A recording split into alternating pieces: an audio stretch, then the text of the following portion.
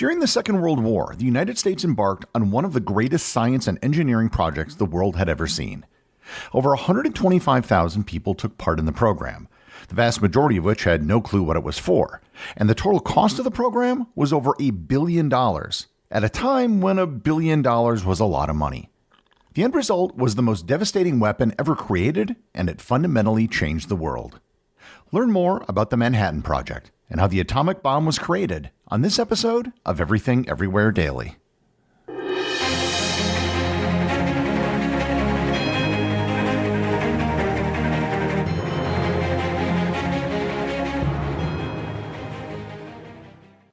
Want a website with unmatched power, speed, and control?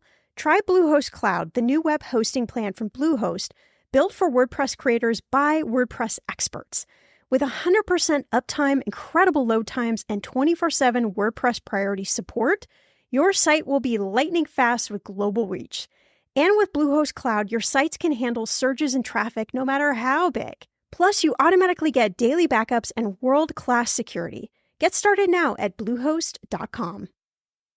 Hey everyone, I wanted to tell you about a podcast you might be interested in called What Could Go Right. You're probably familiar with the newsroom dictum that says, if it bleeds, it leads. News outlets have an incentive to report negative news and downplay positive stories. But if you just listen to negative news, you may think that we're on the brink of disaster. But what if instead of being on the brink of disaster, we're actually on the cusp of a better world? For a more optimistic view, I recommend tuning into a podcast that offers a weekly dose of optimistic ideas from smart people. What Could Go Right is the acclaimed news podcast from the Progress Network. Zachary Karabal and Emma Varvaloucas dive into the biggest news and most pressing topics of our time and make the case for a brighter future. Season 5 is out now and features fascinating expert guests that address many of the most important issues of our day. So it's time to ditch the doom scrolling and the polarization and start focusing on some of the things that go right. So check out What Could Go Right wherever you listen to podcasts.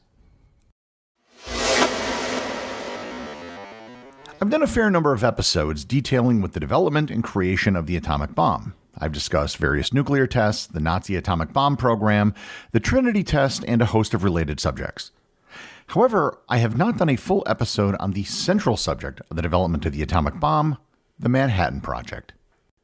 The Manhattan Project was one of, if not the most important scientific and engineering programs ever undertaken, and the legacy of the program can still be felt today.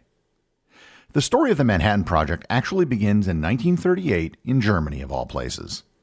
It began with the discovery of nuclear fission by German scientists Otto Hahn and Fritz Strassmann in December 1938, followed by the theoretical explanations by Lisa Meitner and Otto Frisch.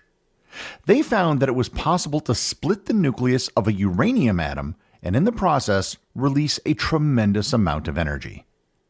This news shook the world of physics. It didn't take long for physicists to understand the ramifications of this discovery. A controlled chain reaction of splitting uranium atoms could lead to an incredible amount of energy that could be harnessed by society. However, an uncontrolled chain reaction could lead to a tremendous explosion, the likes of which had never been seen in history. The fact that the discovery of fission had taken place in Nazi Germany terrified some of the leading physicists of the day. They feared what would happen if Hitler were to get his hands on such a weapon. Two of the physicists that were concerned were German-born Albert Einstein and Hungarian-born Leo Szilard. On August 2, 1939, just weeks before the German invasion of Poland, they wrote a letter to the American President Franklin Roosevelt urging the United States to start its own atomic research program.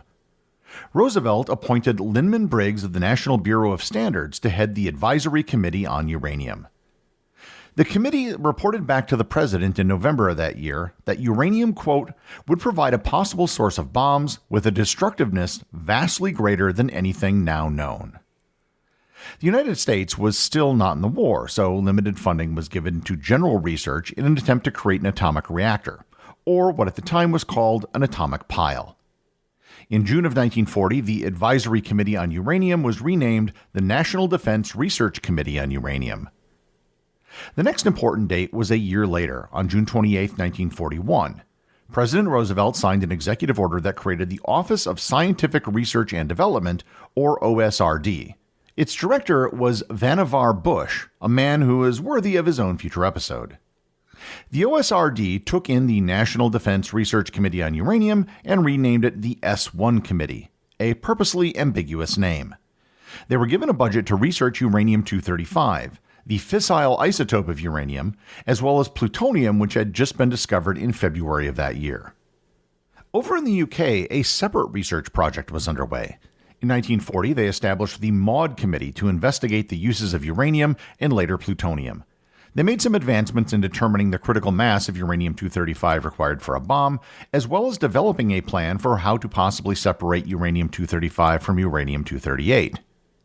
As early as July 1940, the British offered to share what they knew with the United States. Physicist Henry Tizard came to the U.S. to exchange information on radar and other technologies. What he discovered was that at the time, the U.S. atomic program was much smaller and further behind than the British. The British Maud Committee eventually became the Tube Alloys Program, which was intended to be more than an investigation and an actual program to create an atomic weapon. However, the British didn't have the resources to actually create it during the war. And the Americans were not interested in sharing their information at that time. Everything up until this point was mostly theoretical investigations. What changed everything was the American entry into the war in December 1941. Now that the United States was at war with Germany, the need to develop a bomb before Germany became paramount. In early 1942, the S1 Committee began planning for the actual development of a bomb. Ernest Lawrence of the Berkeley Radiation Laboratory proposed creating a nuclear chain reaction by July 1942 and an atomic bomb by January 1945. His timeline seemed very ambitious.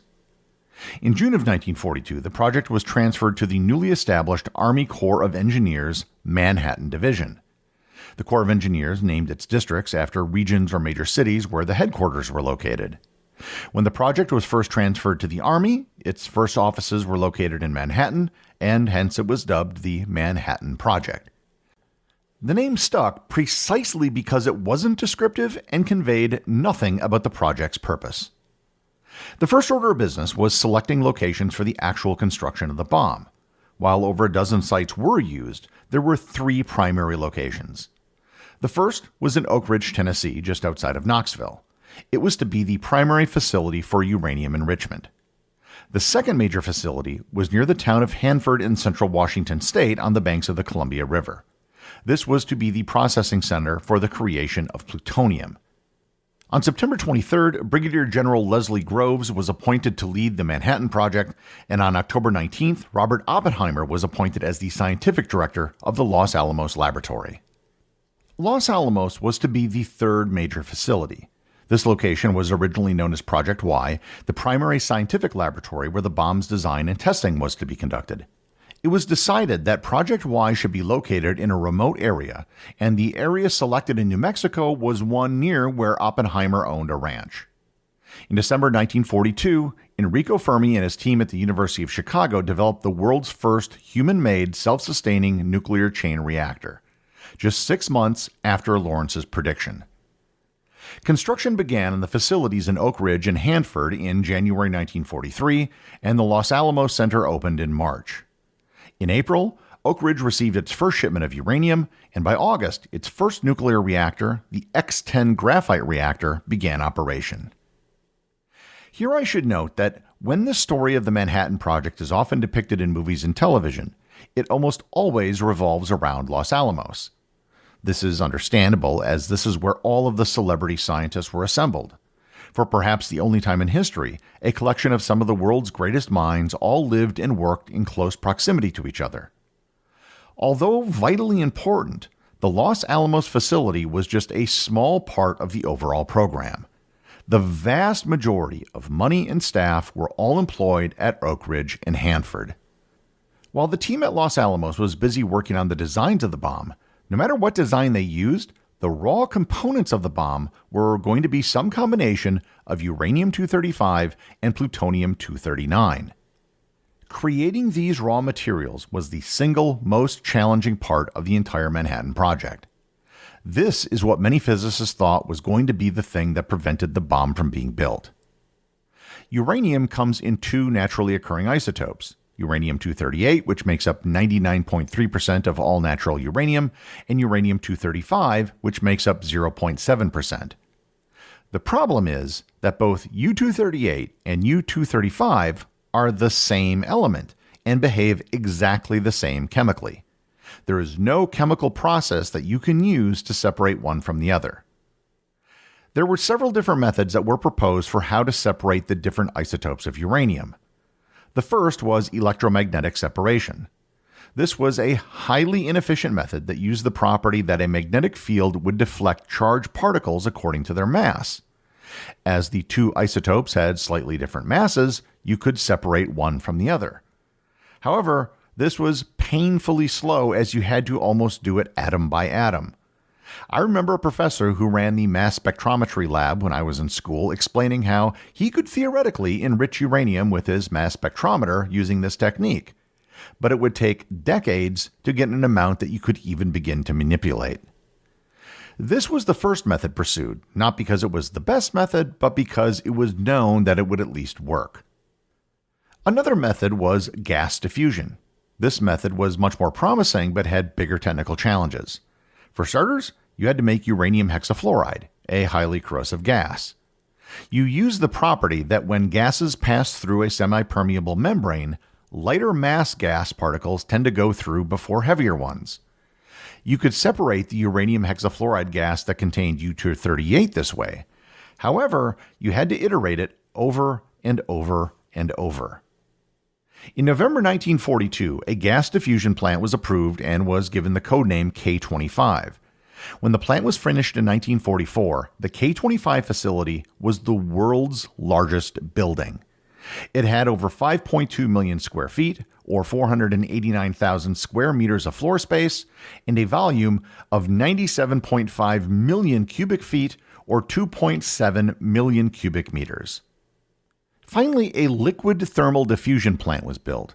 Thermal diffusion takes advantage of the property of fluids that, over a temperature gradient, lighter molecules move towards the hotter side, with heavier ones tending to go to the cold side.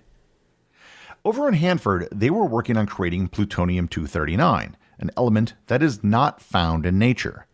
To do this, they created 3 nuclear reactors where they bombarded uranium-238 with neutrons. Some of these uranium atoms would then decay after a series of steps into plutonium-239.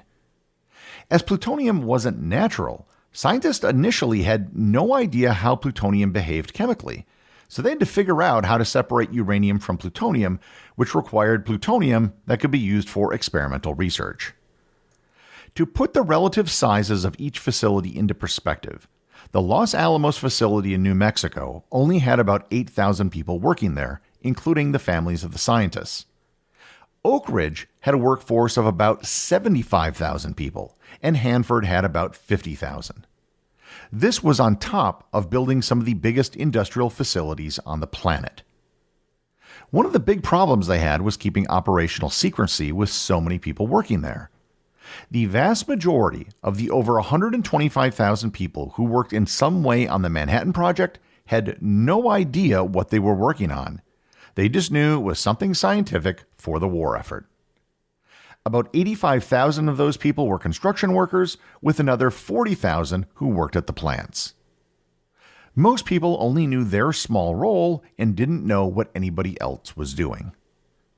The total cost of the Manhattan Project was $1.8 billion by the end of the war. While that was an enormous amount of money for the 1940s, it actually only represented about 9 days' worth of spending during the war. Inflation adjusted, it would be about $25 billion today. Despite the large budget, almost no one in Congress was aware of the program. Near the end of the war in Europe, in March of 1945, there were only 7 members of Congress who had been briefed on the Manhattan Project. The end result of the work of tens of thousands of people, almost $2 billion in spending, and some of the largest buildings on the planet, was shockingly small. Oak Ridge managed to create a whopping 50 kilograms or 110 pounds of uranium-235, which, it should be noted, is a very dense metal. Hanford managed to produce just 6 kilograms or 13.2 pounds of plutonium-239. Despite these seemingly small amounts, The U-235 was enough to create the little boy bomb that was dropped on Hiroshima on August 6, 1945. The plutonium-239 from Hanford was enough for 2 bombs, the one used at the Trinity test explosion in New Mexico and the Fat Man bomb dropped on Nagasaki. There was actually a great deal of doubt as to if they should conduct the Trinity test explosion because of the high cost of the plutonium involved. The Manhattan Project was one of the largest single science and engineering programs that the world had ever seen, and the biggest until the Apollo program. It changed the world. Not only did it end the Second World War, but it ushered the world into an era of nuclear weapons. The executive producer of Everything Everywhere Daily is Charles Daniel. The associate producers are Benji Long and Cameron Kieffer. I want to give a big shout out to everyone who supports the show over on Patreon, including the show's producers. Your support helps me put out a show every single day. And also, Patreon is currently the only place where Everything Everywhere Daily merchandise is available to the top tier of supporters. If you'd like to talk to other listeners of the show and members of the Completionist Club, you can join the Everything Everywhere Daily Facebook group or Discord server. Links to everything are in the show notes.